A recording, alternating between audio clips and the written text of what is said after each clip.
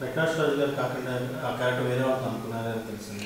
First Raj Kiran తమిళ్లో చాలా పెద్ద యాక్టర్ అన్న రాజ్ కిరణ్ అనుకున్నాను. ఎందుకంటే సినిమా ఫస్ట్ కథ రాసుకుని సినిమా చేస్తున్నప్పుడు వెంకటేష్ రామ్ చరణ్ అనుకున్నాను.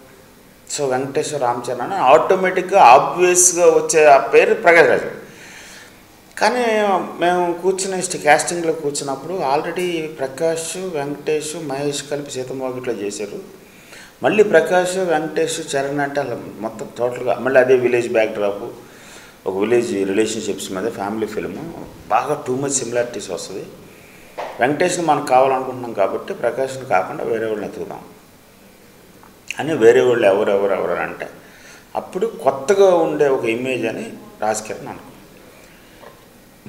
బట్ రాజ్ కిరణ్ని స్క్రీన్ టెస్ట్ లుక్ టెస్ట్ చేసి ఆయన మొత్తం డైలాగులు అవన్నీ చూసుకుని ఆయన కూడా చాలా ఓపెన్గా తెలుగు ఫస్ట్ టైం చరణ్ లాంటి పెద్ద హీరో కృష్ణవంశీ లాంటి డైరెక్టర్ తోటి చేస్తున్నానని చెప్పి చాలా ఎంతూజియాస్టిక్గా వచ్చారు.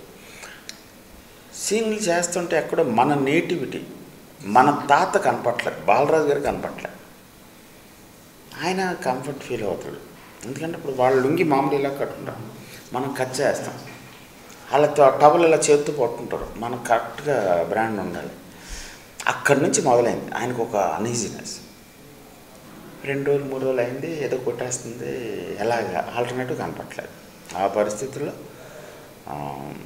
ఎందుకైనా మంచిదని ఒక అన్బయాస్డ్గా చెప్పగలిగే వ్యక్తి మా అందరికీ బయటికి నా పక్కకూడదని అన్నయ్యకి సీక్రెట్గా తీసుకెళ్ళి చూపించి, చరణ్ సినిమాని నా సినిమాని చూడద్దనే కథ మీకు తెలుసు, ఈ కథ ఈ క్యారెక్టర్ వర్కౌట్ అవుతుందా లేదా అని చూడకుండా ఒక సీన్ అవ్వని చెప్పారు. వర్కౌట్ అవ్వట్లేదు వంశీ, ఇబ్బందులు పడిపోతావు, నువ్వు ఆలోచించుకో, ఆల్టర్నేటివ్ ఏదైనా ఎత్తుకో. అప్పటికే శ్రీకాంత్ వచ్చేసాడు. సో వైనాట్ ప్రకాష్ అని అన్నాడు ఆయన. అంటే అప్పటికే నేను ప్రకాష్ ఒక గత 4-5 ఏళ్ళుగా దగ్గరికి వెళ్ళాము, దూరంగా ఉన్నాం.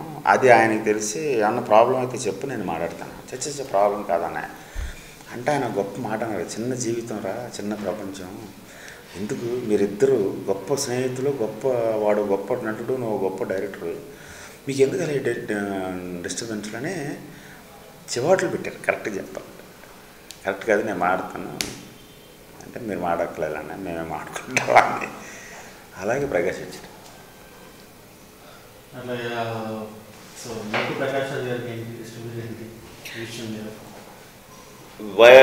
వేదాంత పరంగా చెప్పాలంటే టైం, పర్సనల్గా చెప్పాలంటే చిన్న ఈగో ప్రాబ్లం. దాని డీటెయిల్స్ మీకు అవసరం లేదు.